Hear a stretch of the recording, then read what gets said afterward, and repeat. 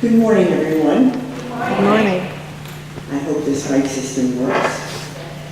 Before I say the pastoral prayer, I would like just to introduce myself again as Marie Tulin.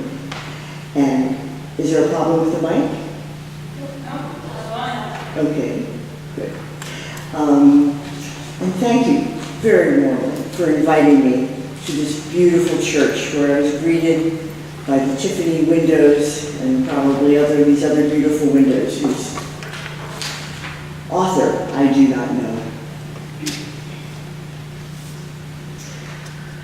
A small but mighty crowd.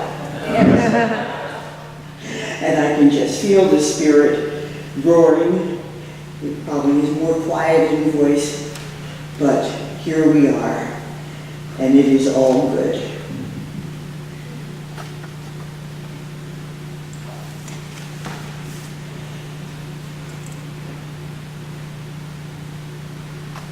O God of many names, who appears in many ways, O God who is both indwelling and outside us, whose face is seen in each of us, in the faces that we love, in the faces that we cherish. God who is seen in the causes that we hold dear. God who is the very face of justice. We know you by many names, and some of us have no name for you. Sometimes your name is simply the name of our beloved child. Sometimes your name, God, is the name of someone who is no longer here. The name of a saint, the name of a martyr, the name of a brave, unnamed person. God, you are with us already, but we again invite you to enter into us, to be the Spirit that keeps us together this morning, the Spirit that takes us home safely, the Spirit that gets us up in the morning, yet to face another day, not only of the world's troubles, but of the world's best, of the world's most loving, and the world's most perfect effort to be. Amen. We join together in singing the Spirit of Life. If you are in the custom of standing up, please do. If it is not your custom, stay seated.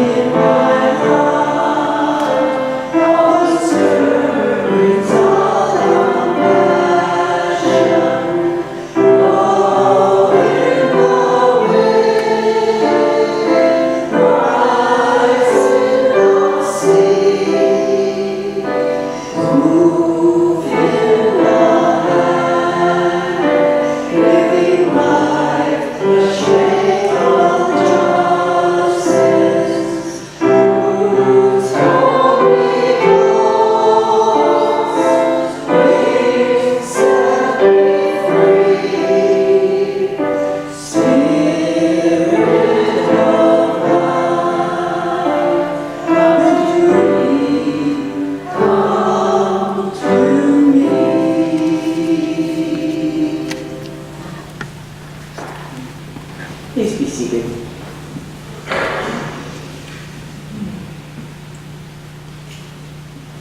You are the light of the world.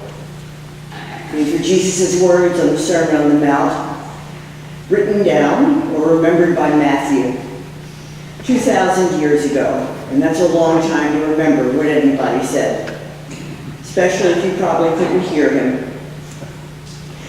And you weren't of much money or fame or stature.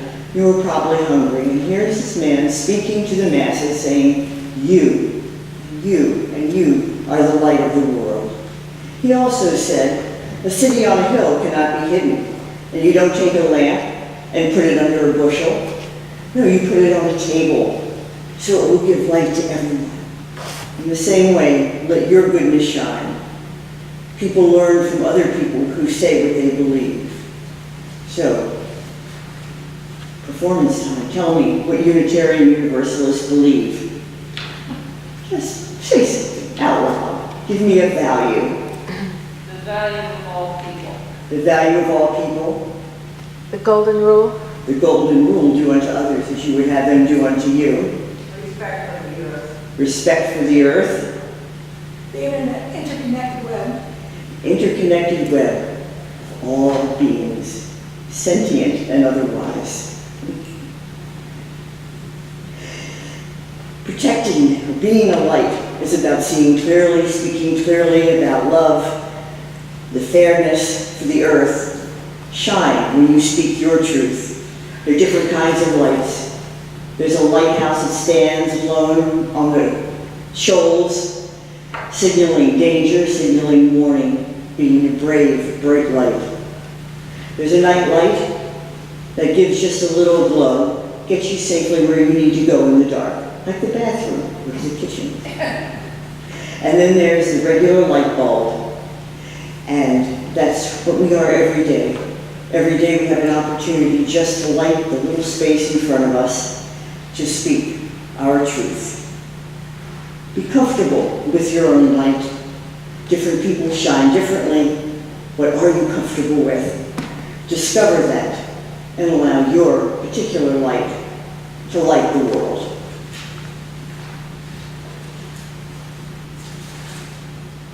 And now we have our anthem. Thank you.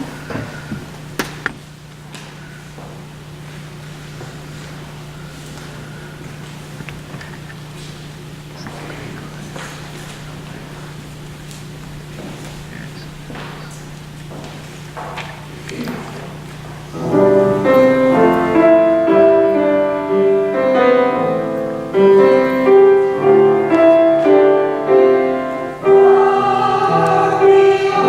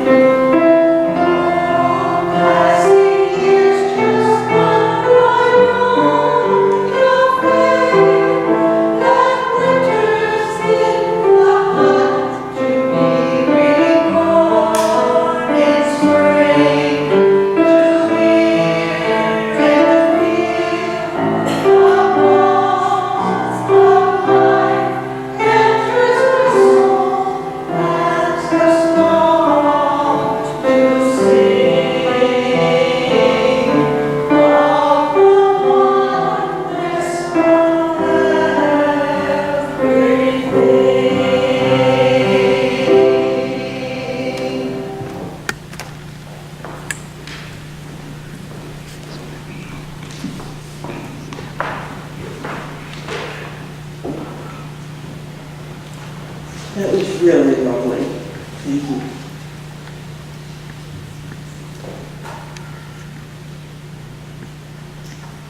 Story. The Christmas Eve miracle. My husband's and my first child is named Claire. She's 40 now. She's funny, has an ear for music, knows about 200 songs, and will sing them anywhere. She's affectionate, compassionate, a good sister, and a loving aunt. She also has intellectual disabilities, a tendency towards psychotic-like behavior, such as hearing voices and talking to herself very loudly in public at inconvenient times. And it's okay to laugh. We do. Try as she might, she'll never read past the first grade level or cross the street alone to safety. We and others love her just as she is, but in large part because she is really perfect just the way she is. But that wasn't always the case. When she was young, I had a really hard time accepting her for the way she was. She was late in her developmental milestones.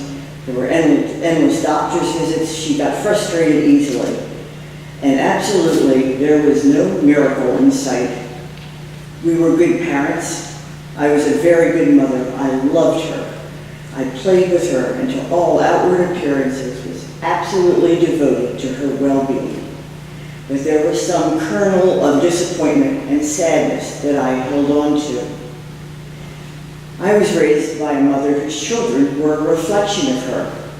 So how you dress, your manners, whether you got good grades in school, what college you were going to go to, was a reflection on her and of her. I would have been horrified if anyone told me that I felt that way about my beautiful daughter, because I didn't know. Our family, which now included 2 younger sisters, were in church on Christmas Eve when Claire was around 12. And I was looking at her and feeling like our complete family was in a complete place that Christmas Eve. And suddenly, I felt free of an unnamed burden. I literally felt a weight fall off my shoulders. And I cannot explain why, but in that moment, I understood that I had, quite unconsciously all those years, been seeing her as a fractured reflection in a dim mirror. And in that moment on Christmas Eve, I saw her fully, in her own right, in her own light. And she was beautiful and perfectly perfect. The reading today is from 1 Corinthians, verse 13. If I speak in the tongues of men or of angels, but I do not have love, I am only a resounding gong or a clanging cymbal. If I have the gift of prophecy and can fathom all mysteries and all knowledge, if I have a faith that can move mountains but do not have love, I am nothing. If I give all I possess to the poor and give over my body to hardship, that I may boast, but I do not have love, I gain nothing. Love is patient, love is kind. It does not envy, it does not boast, it is not proud. It does not dishonor others. It is not self-seeking, it is not easily angered. It keeps no record of wrongs. Love does not delight in evil, but rejoices with the truth. It always protects, always trusts, always hopes, always perseveres. Love never fails, but where there are prophecies, they will cease. Where there are tongues, they will be stilled. Where there is knowledge, it will pass away. For we know in part, and we prophesy in part. But when completeness comes, what is in part disappears. When I was a child, I talked like a child. When I became a man, when I became an adult, I put the ways of childhood behind me. For now, we see only a reflection in a mirror. We shall see face to face. Now I know in part. Then I shall know fully, even as I am fully known. But now these three remain, faith, hope, and love, but the greatest of these is love. Here ends the reading. This passage is about the nature and permanence of a particular kind of love. It's also about our blinders falling away and seeing the world as it is and loving it anyway. It was written by a first-generation follower of Jesus, a missionary, who changed his name from Saul to Paul after a spiritual awakening on a dusty road to Damascus. He was born again when Christianity didn't even exist yet. Paul was a contemporary of Jesus. He traveled the coasts of the Aegean and Mediterranean seas, founding communities with the message of Jesus as Paul understood it. He spent his life encouraging them in letters, dealing with conflicts and disagreements that threatened these new churches, usually in homes, that threatened their harmony and their survival. Today, this passage on love is part of the lexicon of weddings and commitment ceremonies. However, Paul's use of the word love does not mean romantic love, the feeling of desire or intimacy with another person. That is eros, E-R-O-S. Paul means agape, love as an act of self-sacrifice, not a feeling. There's no such thing as agape without action. There's no such thing as the feeling or the emotion or the sensation of agape. It is an action. Now the sensation may or may not be there, but the action is always there. And Paul believed so deeply in Jesus' message that he spent years of his life traveling to share the good news. 1 Corinthians 13 influenced Dr. Martin Luther King's courageous and persevering protests against segregation. In a sermon that he gave in 1956 in Montgomery, Alabama, he delivered Paul's letter to American Christians. King spoke as Paul, and he wondered at the, quote, fascinating and astounding advances that we Americans, have made in the scientific realm. However, he continues, it seems to me that your moral progress lags behind your scientific progress. He reached this conclusion by interpreting 1 Corinthians 13, arguing that aspects of American values such as the eloquence of articulate speech, the heights of academic achievement, and philanthropy are nothing if devoid of love. Now, according to some statistics, those words also apply to Unitarian Universalists. We are eloquent of articulate speech. We often reach the heights of academic achievement, and we give freely to our causes. Yet, what is love to us? He concludes by calling love the most durable power in the world, that it is the heartbeat of the moral cosmos. He said, I still believe that love is the most durable power in the world. Believing that love never fails, he wrote that darkness cannot drive out darkness, only light can do that. Hate cannot drive out hate, only love can do that. In his first inaugural speech, President Obama also quoted Corinthians.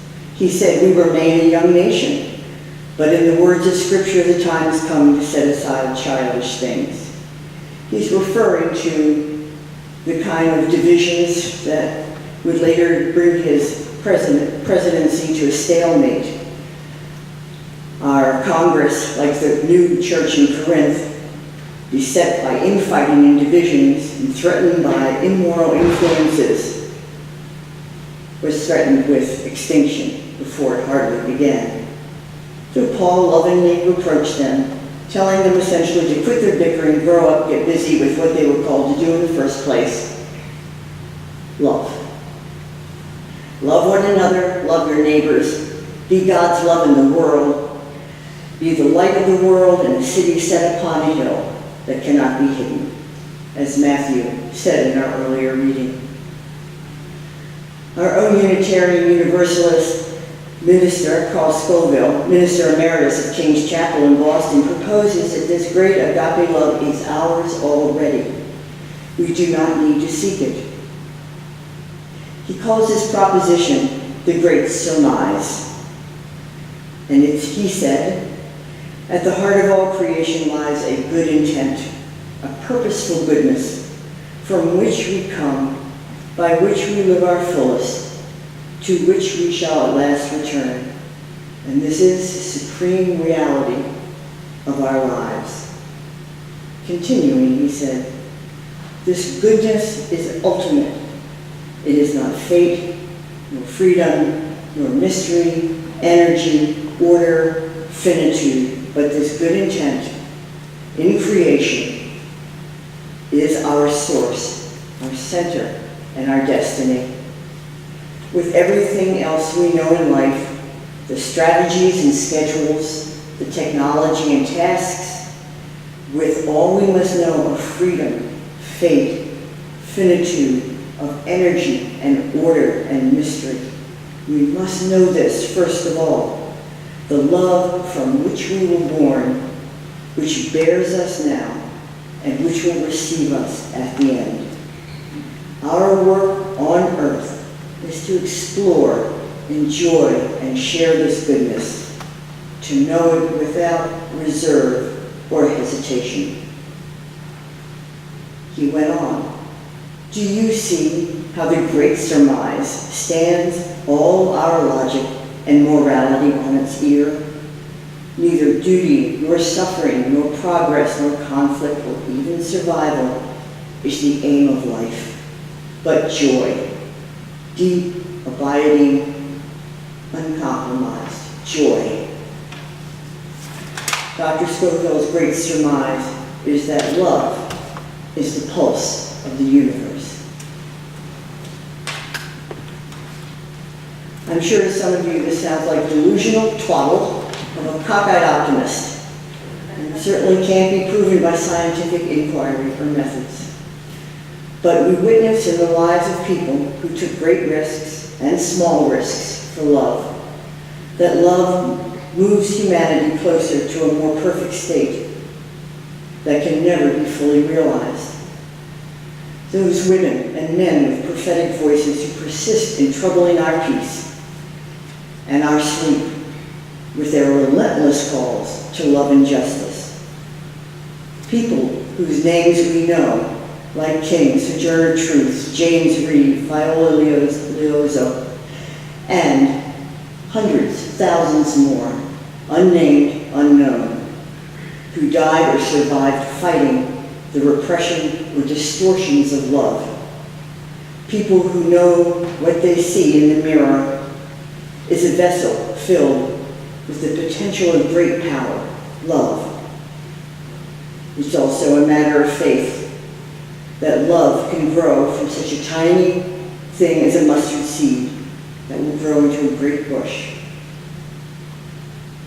We cannot, we will not deny the existence of discord, hate, injustice, and evil in the world. They that darken and corrupt and distort our world.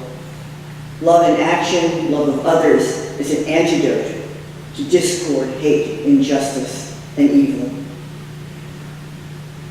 I was in a group when a new UU minister asked, how did Martin Luther King keep going? There's endless evil. I go on marches, I stand on picket lines, I protest, I write letters, I preach. I am exhausted. Dr. King kept going because he knew love was the only way to confront the evil that was racism, segregation, and violence. He kept going because he prayed.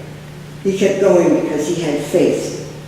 Again, that quality, as tiny as a mustard seed, touching a piece of fertile ground and moistened by some drops of rain, will grow into a great bush where the birds of the air will rest. He kept going because love for humanity, including his enemies, bound him to a powerful but dangerous spiritual practice, seeing the world for what it is, seeing its greatest faults, and loving it anyway. He was no child. He had put away childish things, and he faced the dual realities of hate and love. Paul's letters to the young Corinthian church is a masterpiece of oral persuasion. It's all about love, we can all agree with, and he pulls out the rug from under us. When I was a child, I talked like a child. I thought like a child. I reasoned like a child. When I became a man, I put away childhood behind me. For now, we see only a reflection in the mirror. We shall see face to face. Now I know in part. Then I shall know fully, even as I am fully known. To be fully known is the heart's desire. To be fully known, we turn on the lights and look at the mirror. We see our imperfect selves, our disappointments, and our failures. We must accept ourselves with all our flaws so that we can love ourselves and love our world into a more perfect union.